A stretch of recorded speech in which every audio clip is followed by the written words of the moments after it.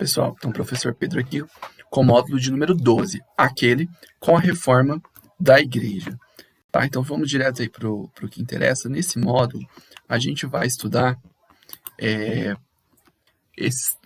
tá dividido os tópicos de conteúdo em 4. Primeiro, a gente vai falar do nosso objeto de estudo, depois a gente vai fazer uma contextualização desse objeto, em seguida a gente vai falar sobre as doutrinas protestantes, e em último lugar a gente vai falar sobre a Contra-Reforma.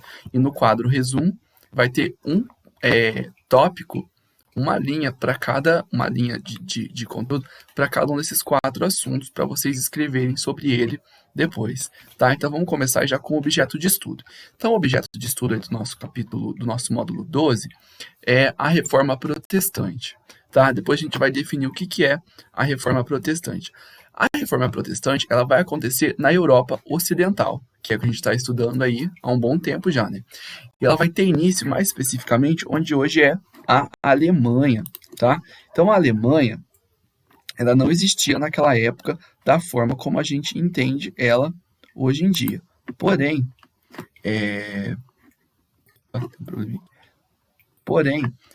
já existiam os alemães. É um pouco complicado isso, mas no futuro, em outras aulas, vocês vão entender. Então, a Reforma Protestante, ela vai começar aqui, ó, mais especificamente nessa cidade aqui de Wittenberg.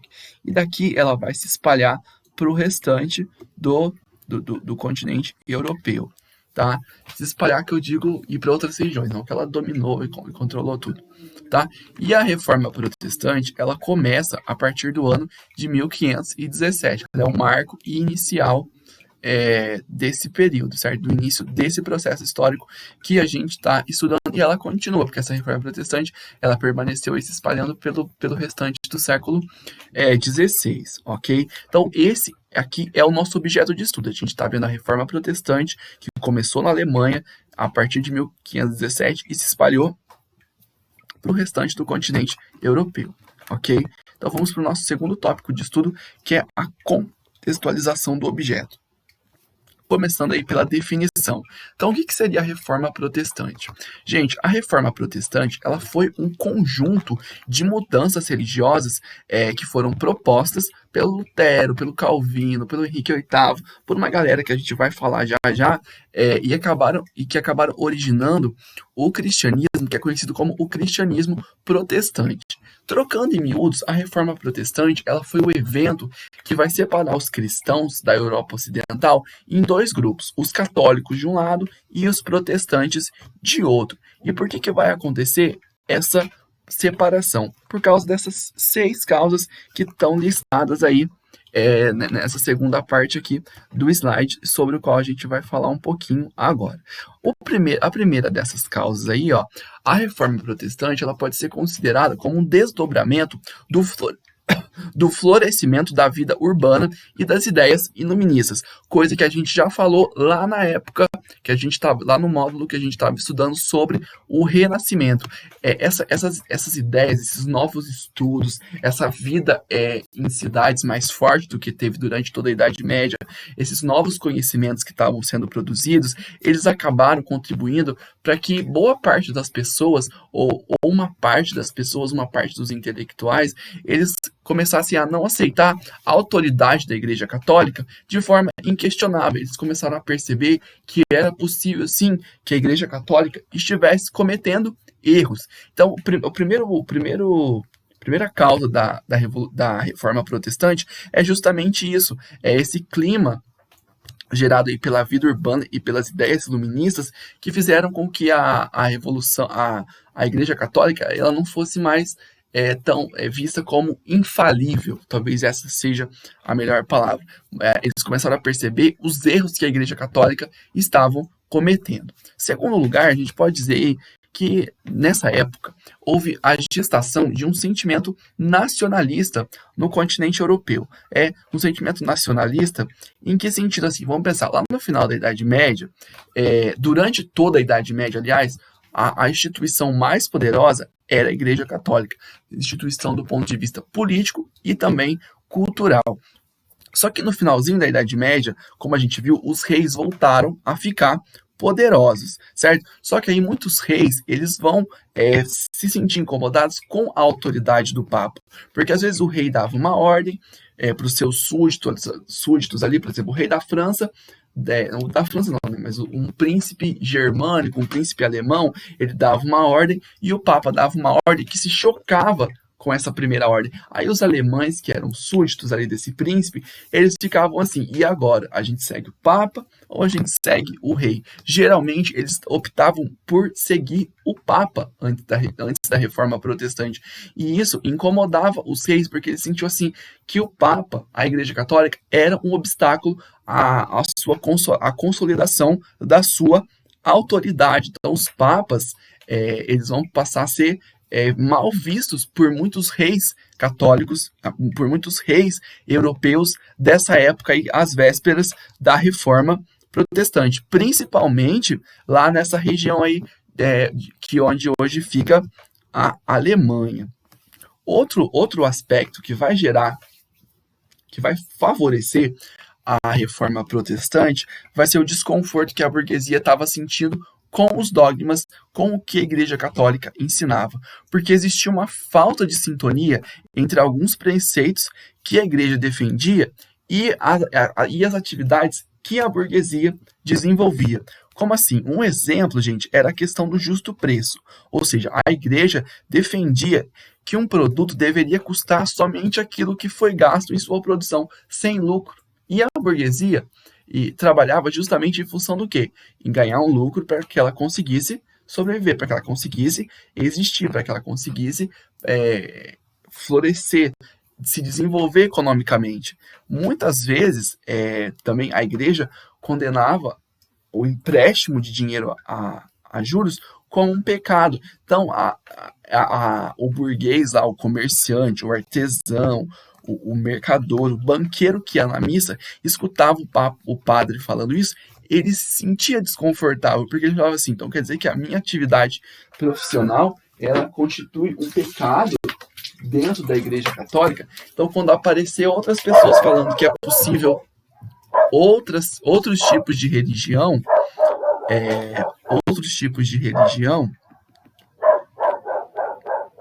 desculpa, gente, esse cachorro me desconcentrou. Outro tipo de religião que não condenasse o lucro, o que a burguesia vai fazer?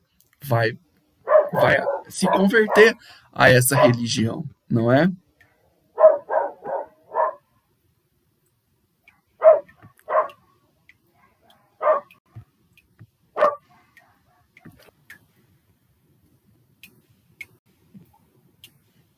Desculpa, gente, todos os cachorros aqui da vizinhança resolveram se juntar para sabotar essa aula, né? Então tinha parado no desconforto da burguesia, né? Então espero que vocês tenham entendido esse aspecto. A burguesia, ela passou a se sentir desconfortável com a chegada, com a defesa, com a crítica que a Igreja Católica fazia a algumas das atividades comerciais que ela exercia e que eram essenciais para a sobrevivência para a existência da burguesia enquanto classe social, né? Outra característica que vai derrubar, que vai quebrar um pouco a hegemonia da Igreja Católica às vésperas da Reforma Protestante, vai ser as questões teológicas. Então, os próprios padres, eles estavam na época muito divididos entre duas correntes de pensadores, que eram o agostinianismo, que era uma corrente de teológica, e o tomismo, que era uma outra corrente teológica. Essas duas correntes, elas estavam entrando em choque entre si. Então, o próprio clero, ele estava dividido sobre algumas questões importantes dentro da Igreja Católica, tá? E que questões eram essas que estavam dividindo a Igreja Católica? Vamos tentar ver um pouquinho sobre isso. Gente, essas questões, então, de um lado, como eu acabei de falar, tinha o tomismo, que era o seguinte: o tomismo dizia assim que existia o livre-arbítrio, certo? E que existia a possibilidade de cada indivíduo conseguir a sua salvação ou a sua perdição de Isso não estava determinado.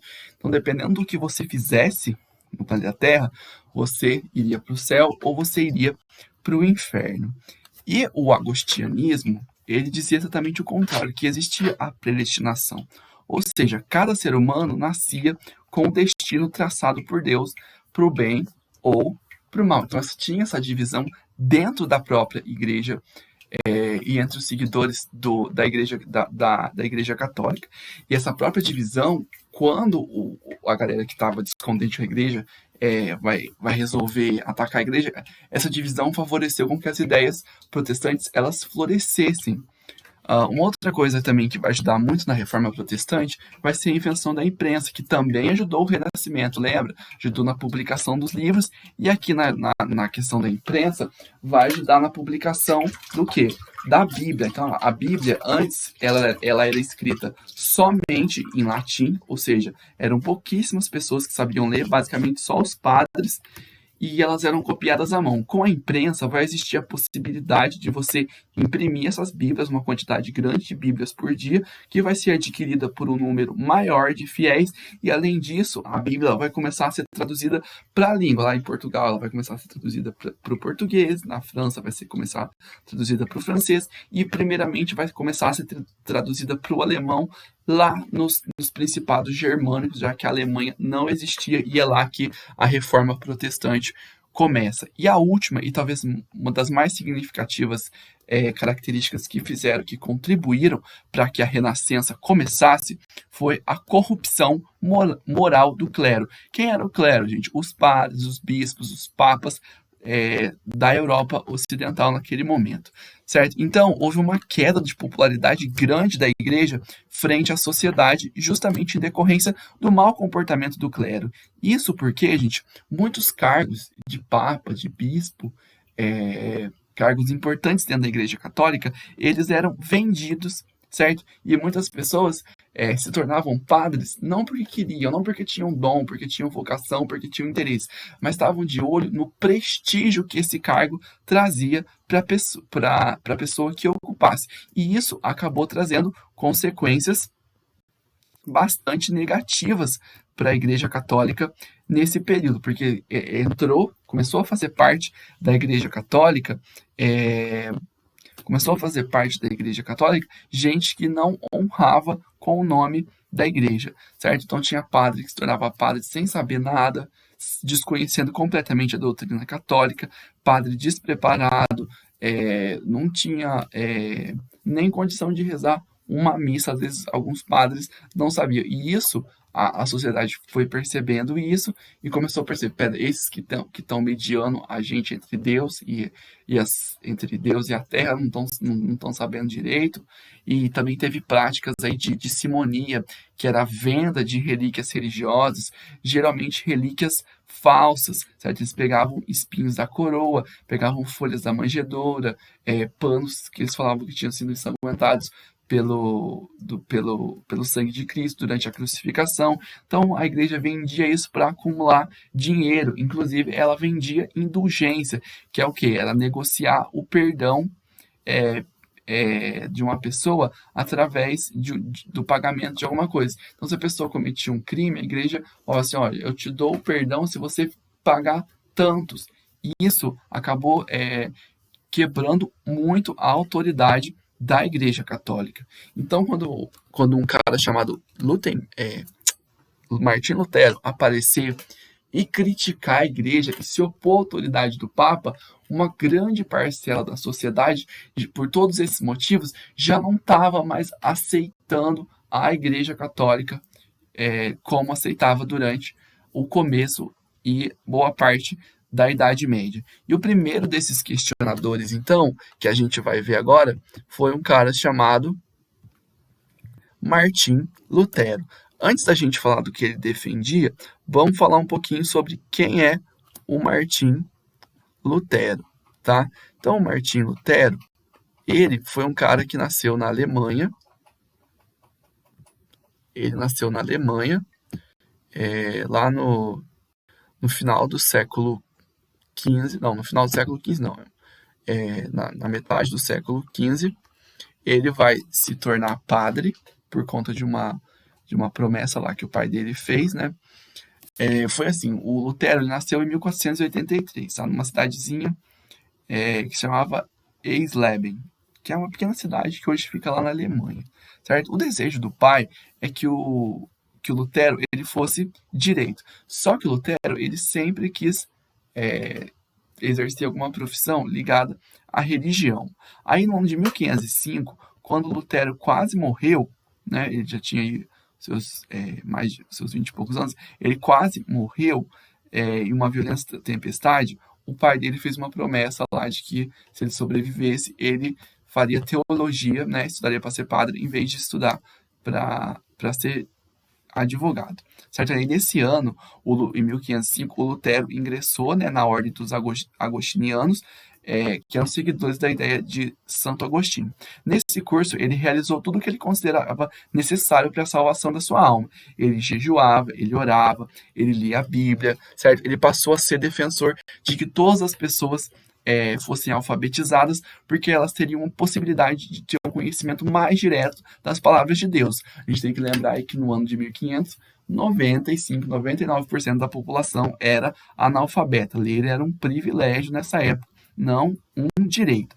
Aí de 1510, o Lutero ele realizou o grande sonho da vida dele, que era o quê? Fazer uma viagem até Roma. Só que nessa viagem até Roma, ele ficou decepcionado com o que ele encontrou, porque ele encontrou um clero corrupto e avarento. Ele voltou decepcionado para a Alemanha. Aí de 1511 a 1513, ele se aprofundou nos seus estudos religiosos e passou a amadurecer as suas ideias. Então ele encontrou um versículo na Bíblia que dizia assim: o justo se salvará pela fé, que é um versículo que está lá nas epístolas de São Paulo. Esse versículo, Lutero parece que assumiu como lema da vida dele.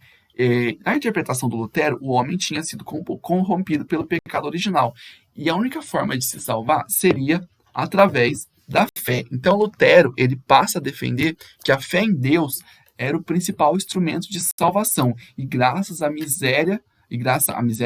misericórdia divina é que a alma de uma pessoa atingiria a salvação. As obras, a caridade tinha pouco valor. O Lutero não achava que as obras de caridade, os feitos, ficar jejuando, salvaria uma pessoa, certo? Aí ele começa a defender essas ideias e o Papa descobre isso, onde assim, um padre defender esse tipo de coisa, e ele começa a ter uma briga muito grande. Aí no ano de 1517 começa o conflito que foi decisivo para começar a Reforma Protestante. O Papa da época, que se chamava Leão X, ele queria construir a Catedral de São Pedro lá em Roma, só que ele não tinha dinheiro para isso. O que ele fez? Ele começou a obter recursos, né? Ele fez acordos com a França, com a Inglaterra, com os banqueiros alemães. Aí o padre Lutero ficou tão fulo da vida com isso que o padre estava fazendo, que ele estava usando da religião para conseguir dinheiro para erguer a igreja, que o padre Lutero foi lá na igreja de Wittenberg, onde ele era padre, e fixou as 95 teses. Essas 95 teses elas foram um marco inicial do confronto que foi travado entre Lutero e a Igreja Católica e que vai culminar com a divisão que vai marcar o início da divisão dos cristãos em católicos e evangélicos. Tá? Aí os dois começaram a discutir, sem acordos. Em 1520, né, 3 anos depois de briga, aí, o Papa Leão publicou uma bula, que é um documento lá que os padres publicam, tipo um decreto, falando que o Lutero tinha sido excomungado da igreja. Tá? A reação do Lutero falou: me dá esse documento aí. Foi lá, pegou a cópia do documento e queimou e falou: eu tô nem aí para esse documento. Tá? Então foi aí que começou essa reforma. O Lutero começou a divulgar coisas contra a Igreja Católica. Ele passou a se posicionar contra a Igreja Católica, contra a atitude do Papa. No começo, ele não queria separar, não. No começo, ele falou: vamos fazer uma reforma na Igreja, porque tem umas coisas erradas e não deve permanecer. Só que a partir de certo momento, não deu para fazer, não deu para ter diálogo, não deu para conversar, então começou a se dividir. Uma parte da sociedade ficou do lado do Lutero e a outra parte ficou do lado do Papa, certo? Vamos começar a falar sobre as ideias defendidas pelo Lutero, né? Primeira coisa, a fé é a única forma de salvação.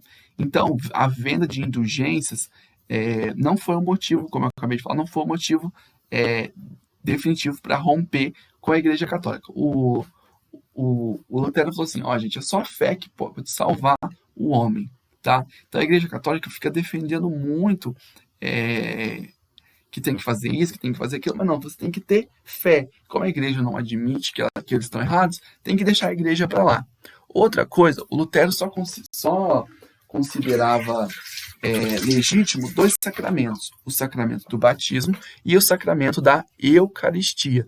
Os outros não eram considerados, dentro do entendimento do Lutero, como sacramentos, embora a princípio de casamento não deixasse de ser importante. E o Lutero também colocou que só existia um único dogma, que é o que? A única verdade, a verdade inquestionável, ela está presente nas Escrituras. O padre não é infalível, como a igreja gosta de dizer que ele é. O padre não tem essa tal iluminação espiritual divina que ele diz que ele tem. Às vezes as coisas que ele fala pode estar certa, mas também pode estar errada. Outra coisa que Lutero vai fazer vai ser a supressão do celibato clerical, ou seja, ele vai falar assim, agora os pastores, os sacerdotes da religião, eles não precisam não casar. Eles podem se casar, eles devem se casar, porque eles casando, eles vão ter uma participação ativa na comunidade, eles vão participar da comunidade no seu todo, eles vão poder ser pais, eles vão poder ser maridos, certo? Eles vão poder ser avós, e é isso que a sociedade precisa, de pessoas que vivam, que sejam da igreja, mas que vivam de uma forma mais próxima da realidade das pessoas, e não como reis, como pessoas que estão acima das pessoas normais, tá? Também ele não queria mais culto às imagens, e por último ele defendia aí a separação entre igreja e Estado. Ele falou que a igreja deveria cuidar dos assuntos religiosos e o governo deveria cuidar da política. Os dois não deveriam ficar se misturando. Depois, o Lutero ele vai ser seguido por outros reformadores, certo? Lá na Suíça, por exemplo, que na época era formada por um conjunto de cidades-estados, onde cada cidade tinha o seu próprio governo, que vai acontecer? Vai surgir o calvinismo, certo? Que foi a versão suíça da reforma protestante. E essa reforma ela vai ser muito conectada com os interesses da burguesia mercantil que estava em ascensão nesse período, tá? Então, o calvinismo ele tem seu nome através de um cara chamado ai meu Deus, como ele chama mesmo? João Calvino. O João Calvino ele vai ser um cara também formado em teologia, só que além de ser teólogo, ele acabou se envolvendo com o movimento dos humanistas, que é aquele pessoal que estava estudando, que estava tomando como exemplo a produção artística e científica grega, que estava aderindo ao antropocentrismo, que achava que as pessoas deviam se interessar pelo ser humano e queriam entender o mundo através de uma forma racional. Tá? O Calvino ele acabou se convertendo em 1530 e por conta dele ser perseguido, ele estava na França, ele acabou indo para Gênebra, que era lá na Suíça. Certo? Ele publicou uma obra, um livro que se chamava Instituições da Religião Cristã, e ele reafirmava a mesma coisa que o Lutero, que a salvação ela se dava pela fé. E nessa obra que ele escreveu, ele defendia que cada ser humano já estava predestinado a receber o céu ou o inferno. E na opinião do Calvino, os escolhidos de Deus tinham que ter uma vida austera, né, uma vida econômica voltada para o trabalho e para poupança. Isso casou muito bem com o ideário da burguesia, que queria uma vida voltada para o lucro. Quais seriam, assim, o que o Calvino propunha? Primeiro, a predestinação, ou seja, a pessoa já nascia com o seu destino traçado, vai para o inferno ou vai para o céu. A Bíblia, como sendo a única fonte de verdade absoluta, inquestionável. Eles também queriam excluir aí os cultos aos santos e às imagens. Ele combateu o celibato clerical, ou seja, ele não entendia porque os padres, ele criticava o fato dos padres não poderem se casar, ele criticava a autoridade papal, ele dizia que tinha que só ter dois sacramentos, que é o batismo e a Eucaristia. Ele também defendia que a usura não era uma um pecado. Emprestar dinheiro a juros não era um pecado dentro da lógica calvinista. E os calvinistas, eles proibiram, assim, danças, jogos de carta, ostentação de riqueza, ficar fora de casa depois das 9 da noite. E o calvinismo, ele defendia que a miséria era a demonstração palpável dos males, dos pecados humanos, e deveria ser combatida ao máximo, tá? Então, o calvinismo aí, ele pegou e se desenvolveu muito na França, e ele tinha uma moral muito rígida, bem mais do que a do luteranismo. Já um outro reformador aí, ou uma outra religião que aparece nesse contexto aí, foi a religião anglicana, que teve a sua base lançada aí ao seu início, começado aí por um cara chamado Henrique VIII, que era o rei da Inglaterra nesse período. O Henrique VIII, ele governou a Inglaterra por quase 40 anos, de 1509 até o ano de 1547. E no começo da reforma, por incrível que pareça, ele foi muito aliado do Papa, ele ajudou muito o Papa a combater os protestantes. Só que um grave conflito que teve entre ele, os nobres ingleses e o Papa daquela época, acabou gerando como consequência a fundação de uma nova igreja, que foi a Igreja Anglicana. Essa igreja anglicana, ela teve uma causa política, porque o clero católico tinha muita influência e autoridade sobre os súditos do rei Henrique VIII, ou seja, aquilo que eu falei lá no começo. Às vezes o rei dava uma ordem, o papa dava outra, as duas ordens se chocavam e as pessoas iam muito mais para o lado do que o papa estava falando do que aquilo que o rei estava falando. Então isso incomodava muito o Henrique VIII. Outra coisa foi uma causa econômica. A Igreja Católica, ela tinha muitas terras dentro da Inglaterra. E terra nessa época era um grande fator de riqueza.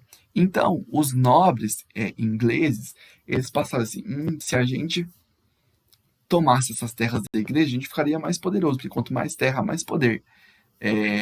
Então, eles queriam de alguma forma tomar. Então, quando surgiu a possibilidade de ter uma outra religião e bloquear a religião católica dentro da Inglaterra, os nobres eles vão começar a se converter a essa nova religião.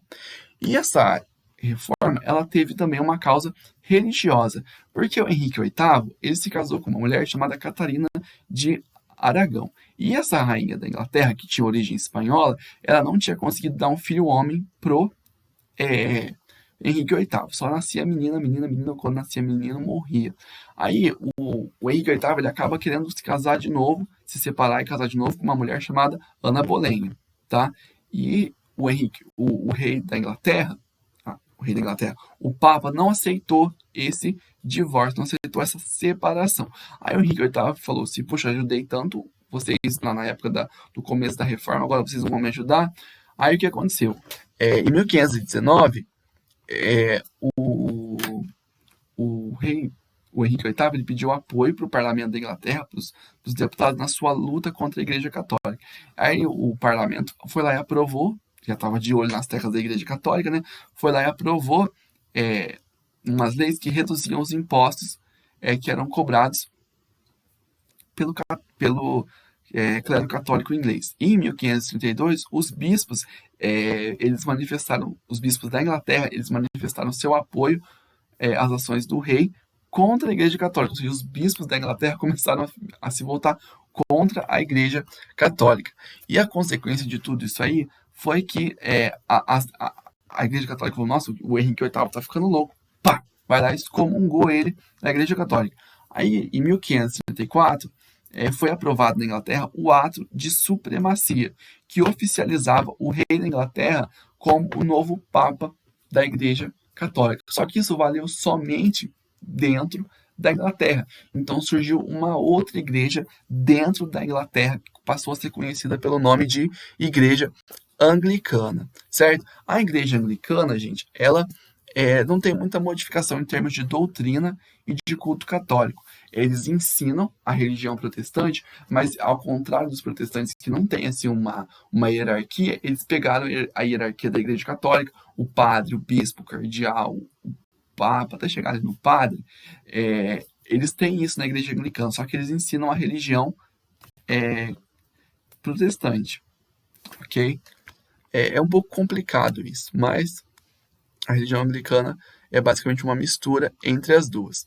Nisso, né, a Igreja Católica, ela não ficou lá parada esperando todo mundo a é, se converter ao protestantismo. Ela passou a atuar contra. Essa atuação contra a reforma protestante, ela é conhecida pelo nome de a Contra-Reforma ou a Reforma Católica, que foi um conjunto de ações tomadas pela Igreja Católica com o objetivo aí de combater o avanço do protestantismo, tá? Então a gente vai ver um pouquinho aí quais foram essas ações, tá? Então a primeira coisa foi a punição severa dos reformadores. Então a igreja vai mandar perseguir, vai mandar excomungar, vai mandar fazer um monte de coisa contra os reformadores, contra o Lutero, contra o Calvino, contra o Henrique VIII.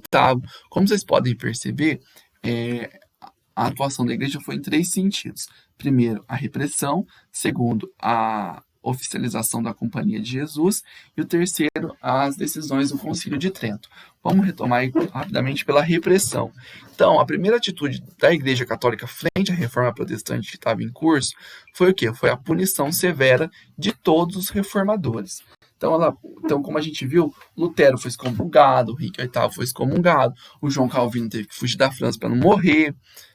Foram essas tentativas. Só que esse objetivo é de sufocar as novas ideias para restituir a unidade do mundo cristão fracassou.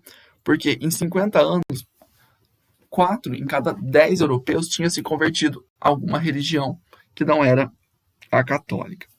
Depois, uma outra coisa que a igreja vai utilizar muito é a Companhia de Jesus. Que é a Companhia de Jesus? Foi uma ordem religiosa formada pelos jesuítas e que foi fundada lá no ano de 1534 por um militar espanhol chamado Inácio de Loyola. O Inácio de Loyola, ele decidiu se tornar um soldado de Cristo após estudar a religião logo em seguida que ele foi ferido. Então, ele era soldado, foi ferido, não podia mais lutar, ficou de cama, começou a estudar a religião católica e decidiu que ele queria fazer alguma coisa de positivo para a igreja. Então, essa ordem que ele fundou vai ser reconhecida em 1534 pelo Papa e se tornou um importante instrumento da Contra-Reforma. Por quê? Porque os jesuítas eles começaram a organizar a questão da educação e eles combateram o protestantismo através da reafirmação dos dogmas católicos. E os jesuítas eles tinham uma preocupação muito grande com o estudo das crianças, certo? Porque eles achavam assim, que o católico ele precisava ter uma base teológica muito boa desde o começo da vida, para que, a hora que ele não se tornasse adulto, ele não fosse uma pessoa que não desconhecesse sua religião e acabasse mudando de religião por não ter um conhecimento sólido daquilo que ele precisava para permanecer como católico, certo? Então, os jesuítas eles vão controlar as instituições de ensino dos países católicos, tanto na Europa quanto aqui na América. Então, aqui na América, por exemplo, aqui no Brasil, porque a gente já está em 1500 e pouco, o Brasil já tinha sido descoberto pelos portugueses. A gente teve muitos colégios jesuítas que foram instalados aqui, e os jesuítas eles também construíram muitas missões, principalmente no sul e no sudeste, no sul e no norte do país, que ajudaram na colonização, tá? E a última coisa que a igreja utilizou foi o Concílio de Trento. O Concílio de Trento, gente, ele foi convocado em 1545 e ele durou até 1663. Muitos papas ficaram reunidos aí, ou se reuniram ao longo desses 18 anos, certo? E tomaram algumas decisões, tá? Essas decisões foram a condenação da doutrina protestante, né, que dizia que só se salvava pela fé, proibiu a intervenção do governo nos assuntos religiosos, definiu que o pecado original permanecia como aquele que estava sendo ensinado, manteve os 7 sacramentos, manteve o celibato, o Papa não podia casar ainda, não pode casar, e defendeu a indissolubilidade do matrimônio, ou seja, casamento feito, impossível de ser desfeito. Permaneceu com o culto aos santos, com a realização das procissões, com as rezas e também com a venda de relíquias, mas resolveu fortalecer, consolidar a disciplina do clero e estabeleceu seminários para que os padres estudassem e clausura para os monges, ok? Então, gente, isso aqui foi um pouquinho sobre a Reforma Protestante. Se vocês quiserem saber alguma coisa que eu acabei, minha fala ficou confusa aqui, ou uma coisa mais aprofundada, só correr lá no grupo, ou no Classroom, ou não sei aonde, ou na sala de aula, e me perguntar, que eu tento ajudar vocês nessa questão, tá?